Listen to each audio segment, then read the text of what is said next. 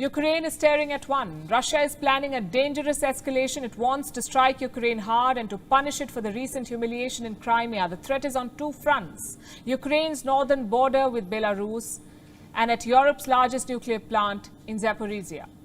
The war in Ukraine, as we've been telling you, is taking a dangerous turn. In the next few minutes, we'll tell you how. First, the threat from Belarus.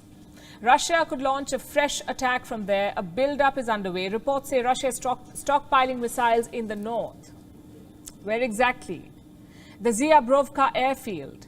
Why is this worrying? Because this airfield is barely 24 kilometers away from the Ukraine border. Ukraine's Minister of Internal Affairs says Russia is stockpiling surface-to-air missile systems in Belarus. What happens if Russia decides to use them? Ukraine will be under attack from three sides.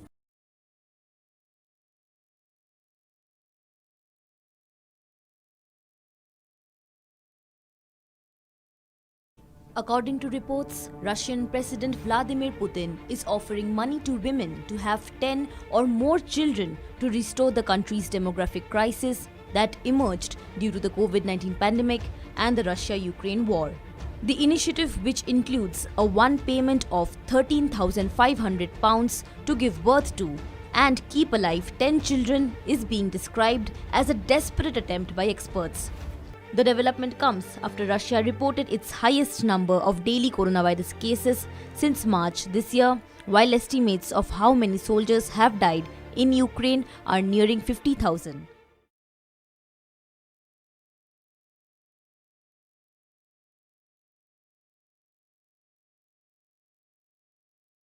Kim Yo-jong, the powerful sister of North Korean leader Kim Jong-un, has rejected South Korea's offer to improve North Korea's economy if it gives up nuclear weapons. According to the North State media on Friday, Kim Yo-jong dismissed President Yoon's audacious plan, calling him really simple and childish to think that he could trade economic cooperation for North Korea's honor and nuclear weapons. Kim also ridiculed South Korea's military intelligence capabilities by pointing out that Seoul's report on North Korea's latest missile firing on Wednesday gave the wrong information in terms of the location of the launch. She said the North fired 2 cruise missiles from the Kumsong Bridge in Anju, not from the Oncheon area as South Korea had incorrectly reported.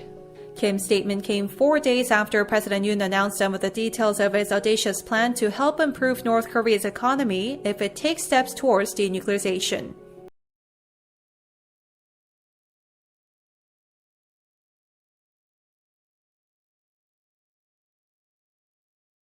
Israeli soldiers rammed through the doors of darkened offices, rifled through documents, and confiscated property in Ramallah. 7 non-governmental organizations were raided, including those serving Palestinian women and children and providing legal assistance. On their way out, the soldiers sealed doors and declared the offices closed. Employees say these are humanitarian organizations helping Palestinians living under Israeli occupation. The Israeli defense minister designated the non-governmental institutions as terrorist organizations. Israel says they are tied to the Popular Front for the Liberation of Palestine, which it also deems a terrorist organization.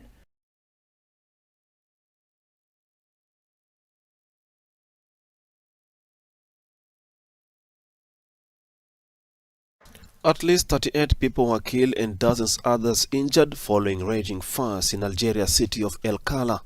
The Algerian firefighters battled the 24 blazes fanned by hot winds that left destructions across the drought-hit North African country. Eyewitness Muhammad recalls seeing the charred bodies of children embracing each other inside the bus with no escape. At least 200 more people have suffered burns or respiratory problems, according to various Algerian media.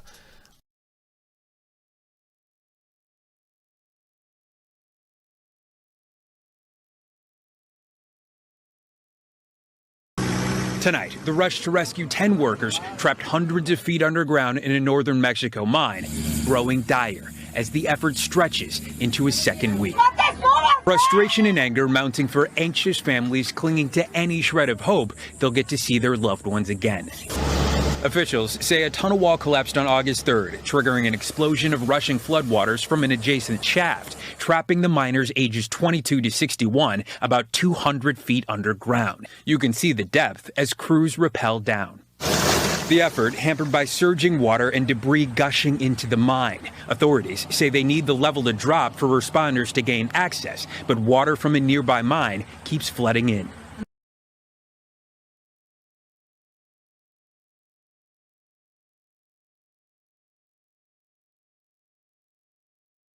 This morning, tragedy in the sky above California, where two small planes collided mid-air. Investigators say it appears both pilots were attempting to land at Watsonville Municipal Airport, about 100 miles south of San Francisco. Footage from security cameras in the area shows debris raining down, and moments later, a fireball can be seen as one of the planes crashes into the airport.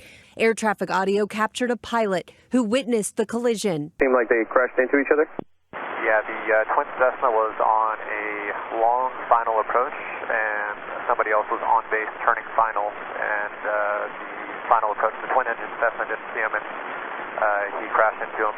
According to another witness, one plane was on its final approach when another aircraft came out of nowhere. Images from the scene show the wreckage of one plane on the airport's ground. The other plane barreled into a nearby hangar. According to the FAA, 2 people were on board one plane and a pilot on board the other. It's unclear if anyone survived.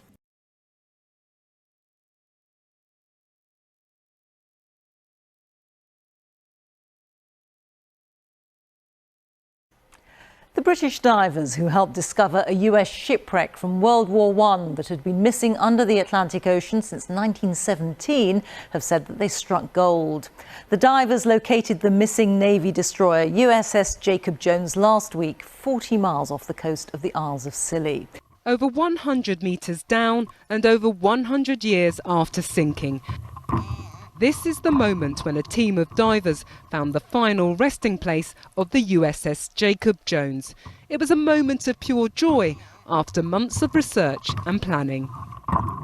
When I saw that bell and I saw the letters Jacob on it, and I knew that all the work and all the time that had been spent getting there and getting us in the water and the big team effort that had taken, and we had cracked the mystery, that was fantastic. You can't buy that feeling, frankly. The US destroyer was the first ever to be sunk by enemy fire when on the 6th of December 1917 she was torpedoed by a German U-boat.